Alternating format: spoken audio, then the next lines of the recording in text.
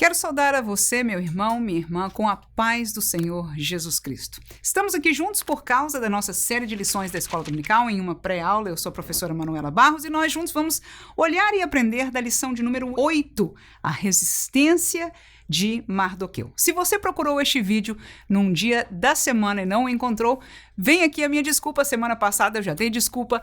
Esta semana tenho que te honrar com uma explicação.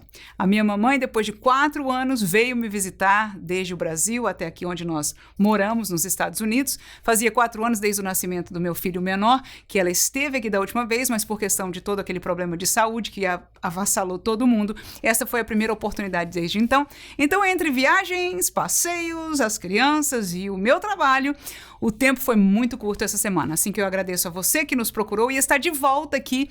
E eu espero em Deus que, apesar de ser uma aula dinâmica hoje, né, direta ao assunto, nós possamos ter algo de recurso que você possa levar para a sua sala de aula. E não esqueça de dar uma olhada no nosso vídeo sobre a atividade desta semana. Da mesma maneira, eu preparei muito curtinho, mas uma atividade que vai ser super dinâmica e, por que não dizer, um pouco divertida para a sua sala de aula, sem perder a nossa seriedade que é peculiar. Então vai lá, dá uma olhadinha no vídeo e se você gostar da ideia, faça na sua sala de aula e eu creio que vai ser uma bênção para este domingo. E se você é a primeira vez que está conosco, muito bem-vindo. Eu sou a professora Manuela Barros e nós disponibilizamos um roteiro alternativo, não é, para a aula. Ao invés de estarmos caminhando diretamente do texto do comentário, nós disponibilizamos um roteiro dinâmico e didático que está no comentário, no primeiro comentário, bem como na descrição deste vídeo. Você pode baixar e usar à vontade. Vamos então à nossa lição, a resistência de Mardoqueu, e nós dividimos, como de costume, em 3 tópicos. O primeiro deles nós vamos chamar de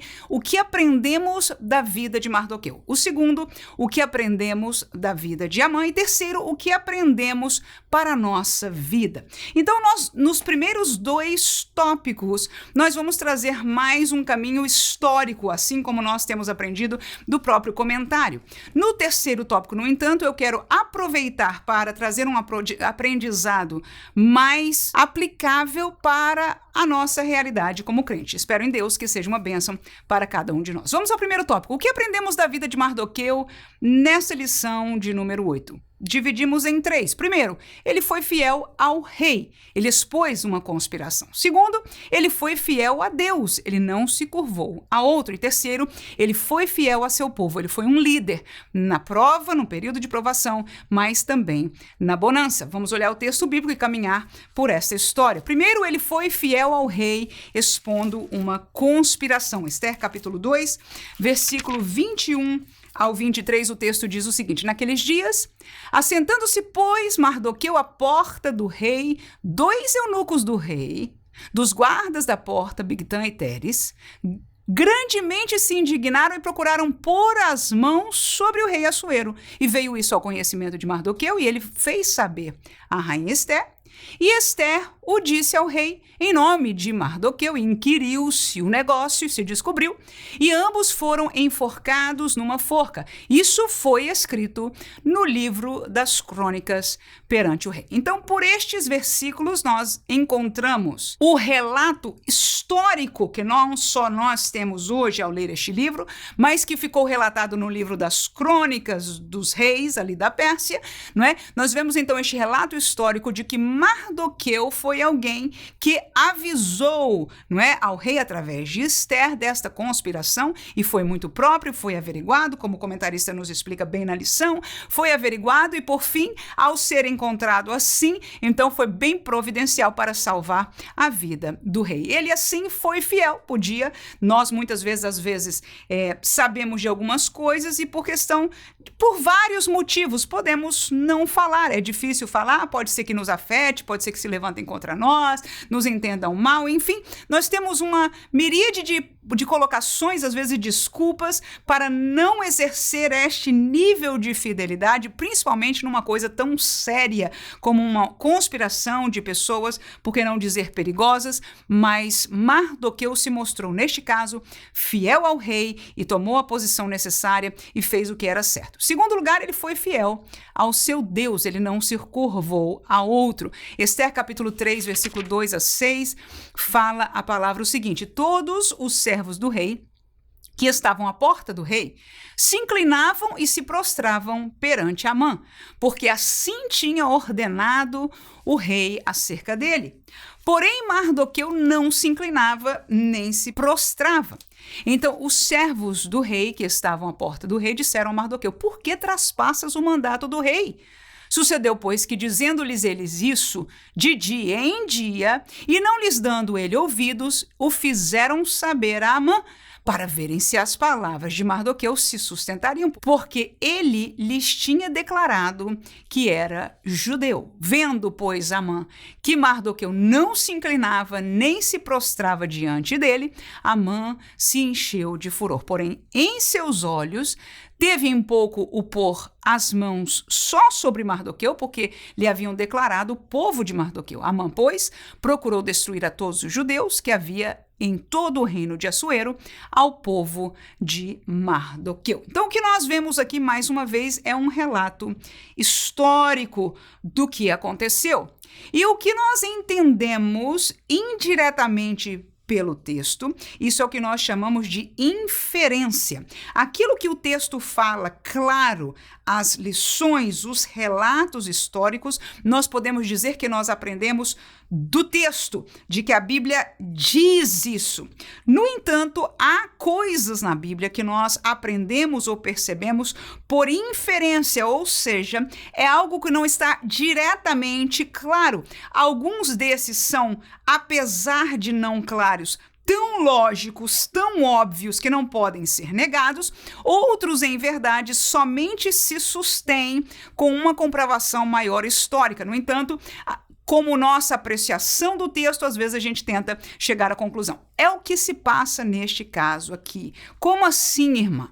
O problema aqui, a pergunta é: por que é que Mardoqueu não se curvou a Amã? Então, no nosso texto da revista, o comentarista coloca duas sugestões. Volto a dizer, isto é por inferência. O que é que nós podemos inferir do texto? No texto, quando Mardoqueu é questionado, ele não responde. A única resposta evidenciada é que ele diz: eu sou judeu. Então, por inferência, ele sendo judeu, ele não se prostraria a outro Deus, mas eu não vejo a colocação de Amã tendo algo divinal, de um divino, de uma divindade como pagã, nem nesse sentido. Então, eu desconheço o contexto histórico para assegurar que seja isso. Mas o que é que eu conheço?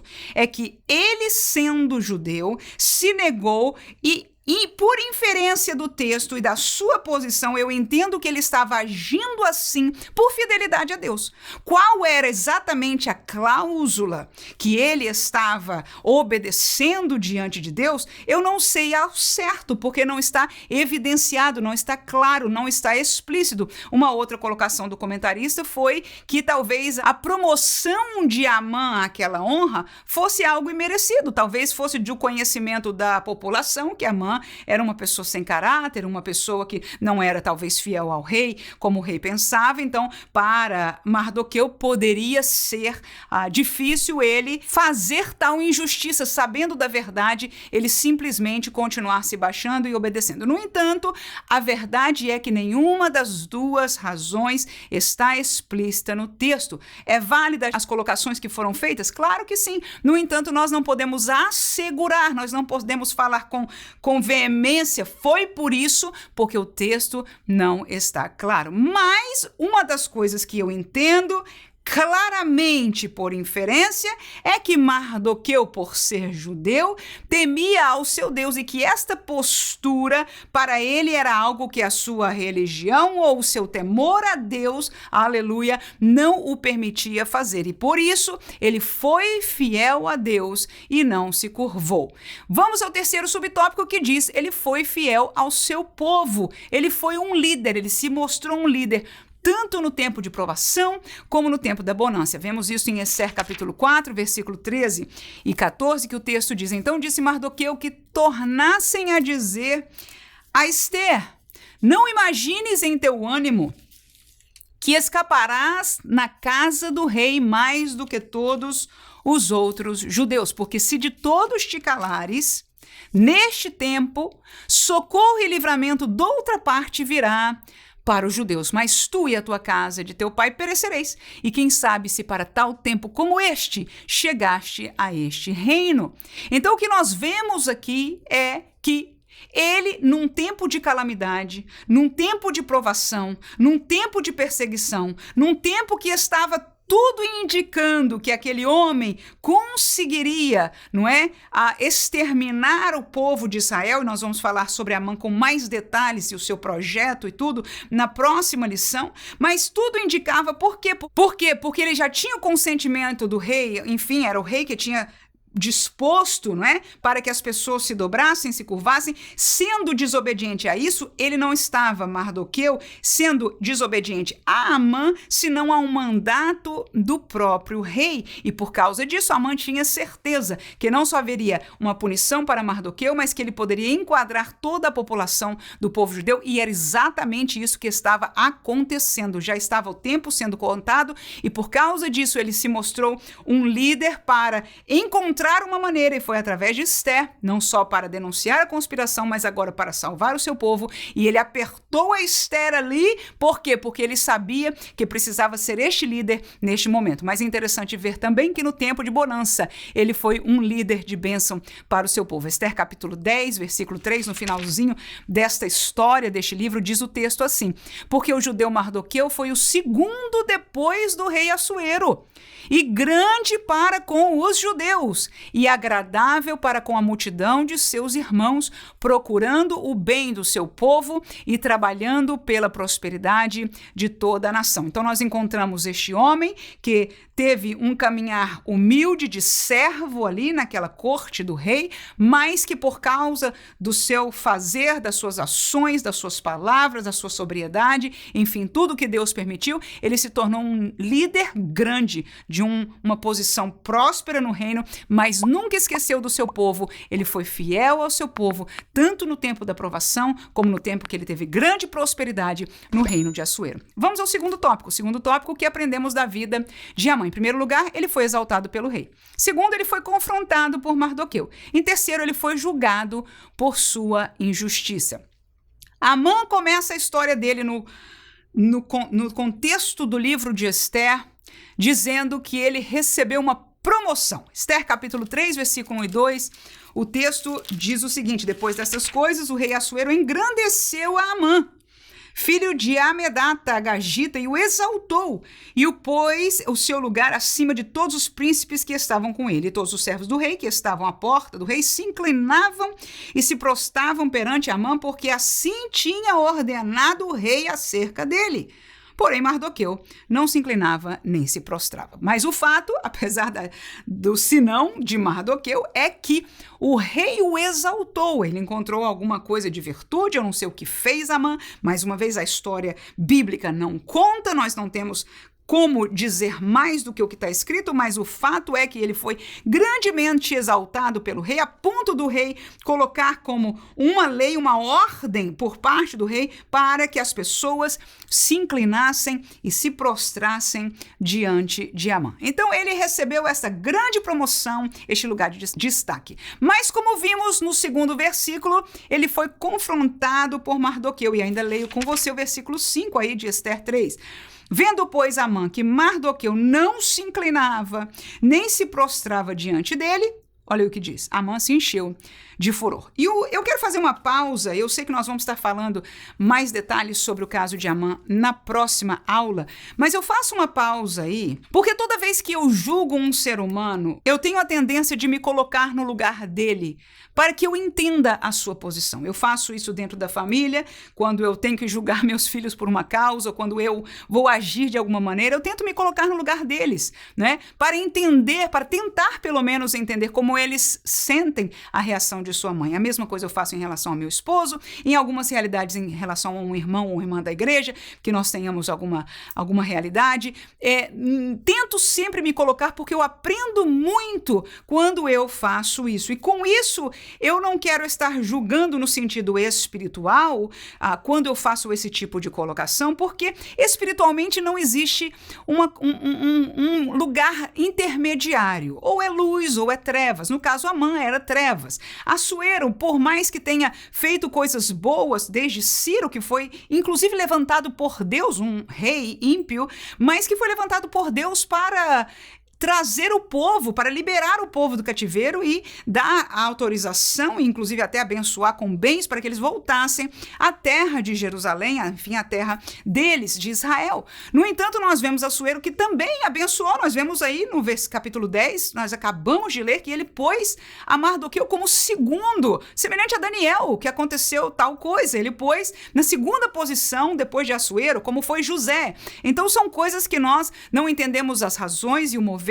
de Deus porque faz, mas Deus faz assim. Então, quando nós julgamos ou aprendemos ou olhamos para o caso de Amã, não estamos olhando no caso espiritual. Assuero era alguém que não tinha a Deus, ele nunca veio para o caminho de Deus, portanto, espiritualmente ele não pertencia a Deus e o seu fim foi como os demais que não pertencem a Deus. Amã, da mesma maneira. No entanto, dentro do contexto de aprendizado bíblico, dentro do contexto da historicidade bíblica, da criação de Deus, Deus colocou capacitações, por exemplo, a nível de sabedoria. Existe a sabedoria divina inspirada por Deus, mas nós, como seres humanos, temos a sabedoria natural, que nós ganhamos parte delas na escola, parte dela com o passar da vida, a posição de liderança, seja numa empresa, numa igreja, ou, enfim, como um pai que lidera uma família, nos traz este crescimento em sabedoria. Então, são coisas que nós podemos fazer paralelo e aprender sim para o nosso proveito. Mas quando nós aprendemos ou observamos,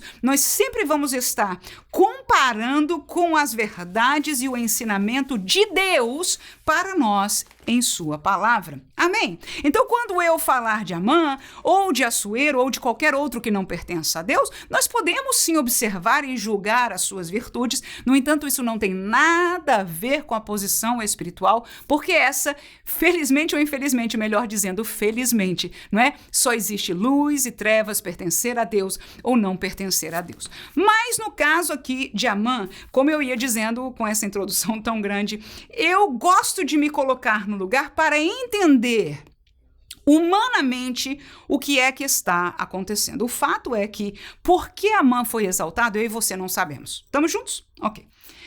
Mas o fato é que foi.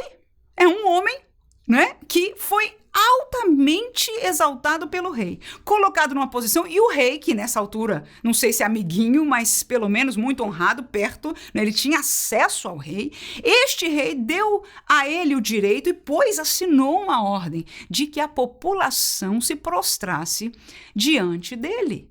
Agora você imagina, se fosse você no lugar dele, o que você ia esperar? De andar na rua? Primeiro você ia estar muito feliz, muito pomposo. Quem não estaria, irmão? Não existe nem nós que somos crentes. Eu não estou dizendo que com isso você tenha que pisar em ninguém. Eu não estou dizendo nem como crente, nem como ser humano. Mas vocês têm a expectativa daquilo que você recebeu, desta posição, desta graça, desta bem-aventurança, qualquer que seja. Então ele saía pela rua e realmente as pessoas ali se prostravam. Vamos entender o contexto.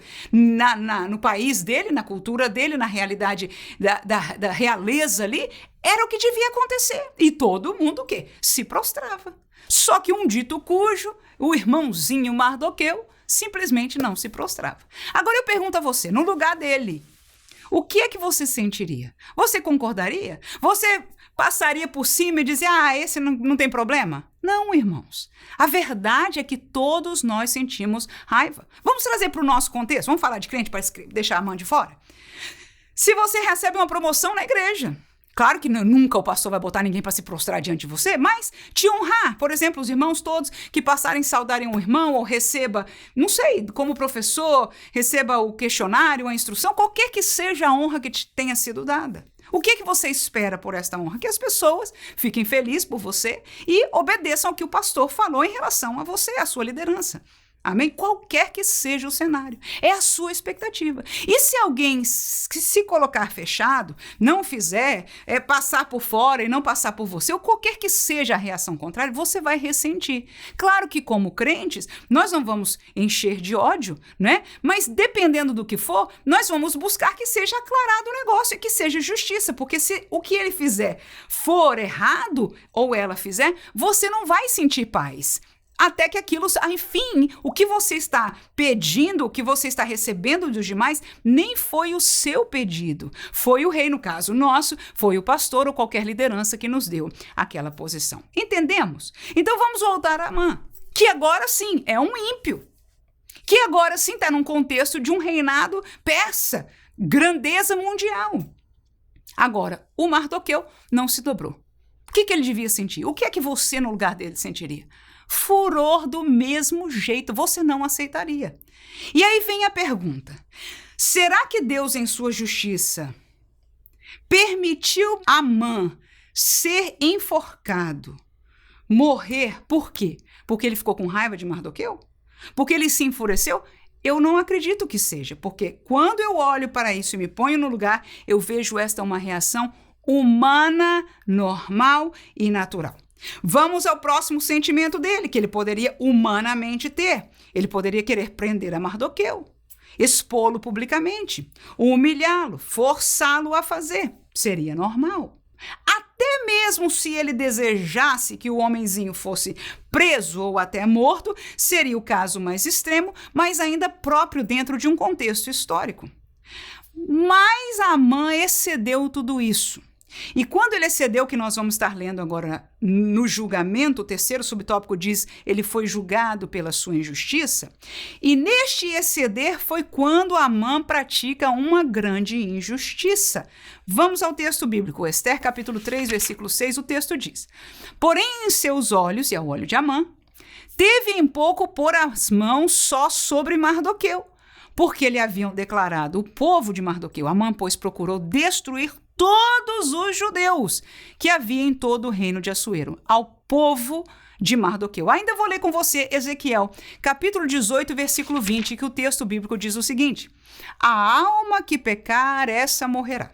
O filho não levará a maldade do pai, nem o pai levará a maldade do filho. A justiça do justo ficará, o que diz aí? Sobre ele. E vamos ler esse finalzinho, porque é nisso que nós vamos tomar o entendimento agora bíblico. E a impiedade do ímpio cairá sobre ele. Ou seja, segundo o juízo divino, a justiça de Deus, ok?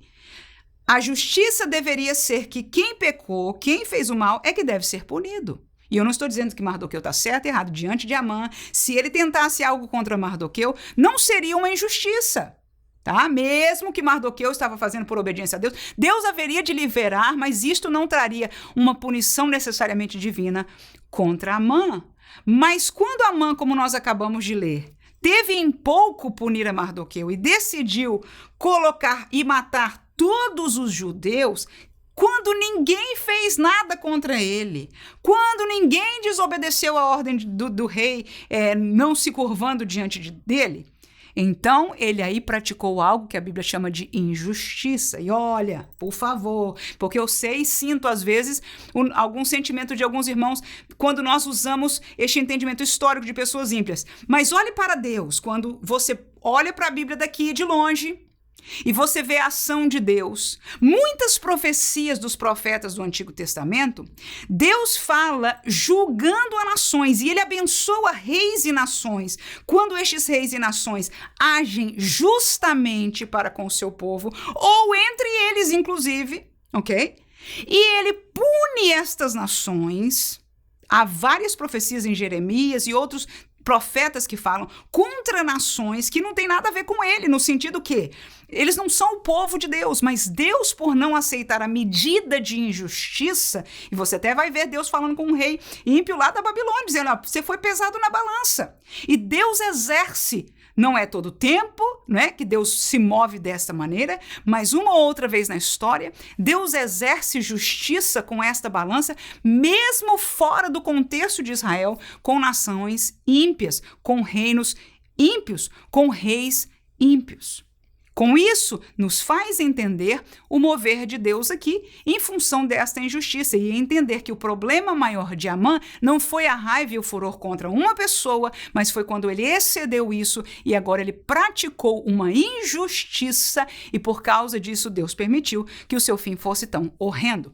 Vamos ao terceiro e último tópico. Espero que este sim seja mais de bênção para nós. Aplicação de lições para a nossa vida. O que diz o tópico? O que aprendemos para a nossa vida? São 3 coisas. De Esther aprendemos obediência e humildade. De Mardoqueu nós aprendemos temperança e fé. E de Deus, nessa história, nós aprendemos a sua providência e a sua justiça. Vamos ao texto de Esther, capítulo 2, versículo 10, onde de Esther nós aprendemos obediência e humildade. Capítulo 2, versículo 10, depois saltaremos ao 15, depois ao 20, diz assim: Esther, porém, não declarou o seu povo e a sua parentela, porque Mardoqueu lhe tinha, olha aí a palavra, ordenado que não o declarasse. Versículo 15, chegando a vez de Esther, filha de Abiail, tio de Mardoqueu, que a tomara por filha, para ir ao rei, coisa nenhuma pediu, humildade, senão o que disse Hegai, eunuco do rei, guarda das mulheres, e alcançava Esther graça aos olhos de todos quanto viam. Versículo 20 ainda, Esther, porém, não declarava a sua parentela e o seu povo, como Mardoqueu lhe ordenara, porque Esther cumpria o mandado de Mardoqueu como quando a criara. Eu gosto de realçar estas palavras, porque são palavras que na nossa cultura de hoje são muito fortes. Nós nem como filhos de verdade aceitamos mais hoje ordem dos nossos pais. Culturalmente, os pais agora têm que pedir por favor, têm que falar de um jeitinho agradável pra gente, né? E nós estamos agora vendo um exemplo bíblico agora de alguém que temia a Deus, aleluia, né? Que nos ensinou a lição da humildade. Quando eu aprecio a Bíblia no Novo Testamento, eu vejo um Jesus humilde diante do Pai, servidor do Pai, aleluia, que o texto diz, ele obedeceu ao Pai em tudo. Eu vejo um Paulo, eu vejo os obreiros de Paulo e eu vejo o mandato bíblico para nós de sermos da mesma maneira. E eu amo ler e aprender desta obediência cega, que passa por cima do nosso ego, que não queremos, porque hoje a gente não aceita mais de ninguém. Se pastor falar forte assim, tá lá no YouTube, tá lá no Instagram, tá lá no TikTok, tá lá para todo lado. Olha o que o pastor fez e humilhou. Ninguém mais pode corrigir, ninguém mais pode fazer nada. Nós não temos mais humildade, mas Esther foi para nós uma lição de humildade. Eu quero que você, se assim o sentir de fazer, realce estas palavras. Mandato de Mardoqueu. Mardoqueu ordenou a ela que fizesse e ela, com alegria, se submeteu, mesmo já sendo rainha, irmãos. Porque é a tal da história, né? Às vezes a gente se submete estando dentro de casa, mas quando sai, quando começa a ter dinheiro, tô falando até como filhos. Tem dinheiro, manda no próprio nariz? Já ninguém manda em mim, né? Mas a verdade é que nós aprendemos da palavra. Eu vou ao texto, lembrar você de um texto aí em Gênesis 22, de Abraão. Olha como é que Deus sente em relação a isso. Gênesis 22, vamos ler o versículo 2, 8, 16 e 18, que diz: E disse, toma agora o teu filho, o teu único, Isaque, a quem amas, e vai-te à terra de Moriá e oferece-o ali em holocausto sobre uma das montanhas que eu te direi. Versículo 8, disse Abraão, Deus proverá para si o cordeiro para o holocausto, meu filho. Assim caminharam ambos juntos. 16. E disse, por mim mesmo jurei, diz o Senhor. Aleluia. Porquanto fizeste esta ação e não me negaste o teu filho, o teu único, e em tua semente serão benditas todas as nações da terra, porquanto, olha aí o que diz o texto, obedeceste à minha voz. O que Deus espera de nós é obediência. Não é opinião, não é nós temos a capacidade de discutir com ele qual é o melhor para a igreja, o que é melhor para o meu departamento. De Deus, nós obedecemos, aleluia. Nós podemos derramar os nossos corações, nós podemos compartilhar com ele o que vai no profundo da nossa alma, mas Deus não tem prazer em holocausto, não tem prazer em música melhor, ele não, pode ser que a plateia sim, ele não tem prazer em tantas coisas que nós damos para ele. O obedecer é maior, é melhor do que o sacrificar. E de Esther nós aprendemos a obediência, e para ele que chamou Abraão de seu amigo, esta obediência numa coisa tão difícil foi muito forte, mas marcou a vida de Abraão para o futuro dele, para o futuro da nação e, por que não dizer por este texto, para o futuro de todas estas famílias da terra, incluindo a minha e a sua, que foram abençoadas por este pacto de Deus. Aprendemos isto de Esther. Segundo lugar, aprendemos de Mardoqueu ter temperança e fé. Veja o texto de Esther 2, 21 a 23, é o texto lá da conspiração. Lembra naqueles dias, olha lá, assentando-se Mardoqueu à porta do rei, 2 eunucos do rei e dos guardas da porta, Bigtan e Teres, grandemente se indignaram, procuraram pôr as mãos sobre o açoeiro E veio isso ao conhecimento de Mardoqueu, e o que ele fez saber a rainha Ester. E Ester disse ao rei em nome de Mardoqueu. Inquiriu-se o negócio, se descobriu, ambos foram enforcados numa forca, e isso foi escrito no livro das crônicas. Então nós vemos aí que Mardoqueu salvou a vida, salvou a pele do rei Assuero. Mas no versículo 1 do capítulo 3, nós vemos que depois dessas coisas, diz o texto, o rei Assuero engrandeceu a quem? Não foi a Mardoqueu. A quem? Isso, a Amã, filho de Amedata, agita e exaltou-o, e pôs o seu lugar acima de todos os príncipes que estavam com ele. Então, o que nós vemos aqui, o que o comentarista nos chamou a atenção, é que Mardoqueu teve a temperança de lidar com isso, uma aparente injustiça. E nós, no contexto da igreja, vivemos coisas como essa muitas vezes. E eu quero deixar claro, porque eu entendo para a minha vida, pelas vezes que aconteceram, eu não posso dizer para você que não doeu. Dói. Dói. Quando nós estamos nos esforçando e parece que ninguém está vendo o nosso esforço. Quando nós estamos fazendo o nosso melhor, estamos servindo com tudo que temos, dando a prioridade da nossa vida, às vezes deixando até questões de família e tudo para dar ao líder, à igreja. E de repente quem é colocado é outro, de quem se fala são outros, e nós ficamos que parece que a gente não fez absolutamente nada.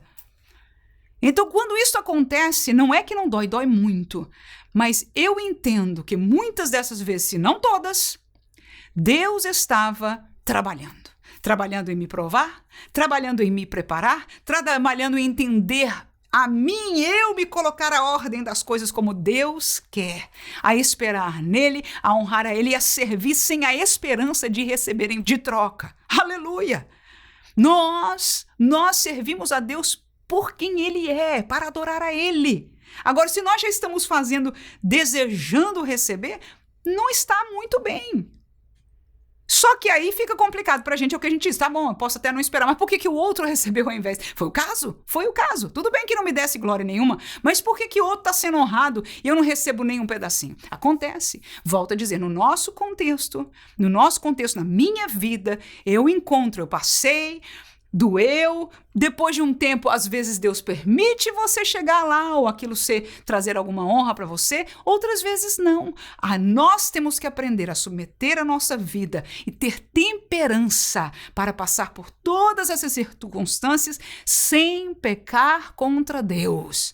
E indiretamente sem pecar contra a igreja e a liderança da igreja, porque ambos são de Deus. Quem pode dizer amém? É difícil, mas é aí. Palavra de Deus. Vamos lá, o texto de Ester, capítulo 4, versículo 14. Porque se de todo te calares neste tempo, socorro e livramento, é Mardoqueu falando a Ester aí, olha lá. Doutra parte virá para quem? Para os judeus. Mas tu e a casa do teu pai perecereis, e quem sabe para tal tempo como este chegaste a este reino. O que é que o judeu Mardoqueu está perguntando, falando aí, propondo para Ester? É uma palavra de fé. É o seguinte, quem sabe Deus te levantou para esta obra, para um momento como esse. No entanto, se você se calar, Deus vai levantar livramento de outro lugar. E esta foi a palavra que eu encontro, a fé deste homem que temia a Deus. E esta deve ser a nossa fé. Nós podemos falar com algum líder, nós podemos buscar alguma ajuda, não é contra a palavra de Deus fazê-lo usar recursos humanos, usar um médico e etc. No entanto, a nossa confiança maior, a nossa fé é no nosso Deus, a nossa submissão e obediência a ele, mas a nossa convicção, a nossa fé e a nossa esperança também está posta nele. E eu aprendo em Mardoqueu, de Mardoqueu, a sua temperança e a sua fé presente. Eu termino com Lucas 5:5, que diz, respondendo Simão disse-lhe, mestre, havendo trabalhado toda a noite, nada apanhamos, mas porque mandas, lançarei a rede. Esta é a palavra de fé que Deus espera de nós, não é? Que nós tenhamos temperança. Acabou, Senhor, não pesquei nada a noite inteira. Tem gente que desespera, já vai xingando, já vai dar tudo errado, Deus não está com isso, vou sair dessa igreja e etc. Faltou temperança. Eu aprendo de Mardoqueu temperança. E aprendo dele e de Pedro aqui. Senhor, na minha matemática humana, né? Na experiência que eu tenho como pescador, não vai dar mais. Eu trabalhei, eu tentei demais a noite inteira, mas porque o Senhor manda, sobre a tua palavra, eu lançarei a rede, e bendita a hora que ele o fez, porque esta é a visão, esta é a obediência da fé. Nós cremos na palavra do Senhor, nós obedecemos a ela na dimensão da fé, e quem tem que cumprir, quem tem que fazer o milagre, quem se alegra, quem se move por nós, é o nosso Deus. O que aconteceu aí, você sabe, conhece bem a história.